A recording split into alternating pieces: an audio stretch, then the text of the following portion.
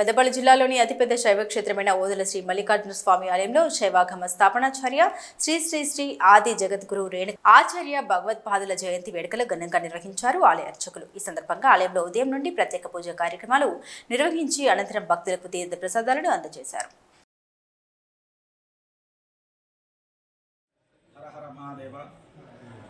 ఈరోజు మన ఓదెల క్షేత్రము శ్రీ బ్రహ్మ మల్లికార్జున మహాస్వామి యొక్క దివ్య ఆలయంలో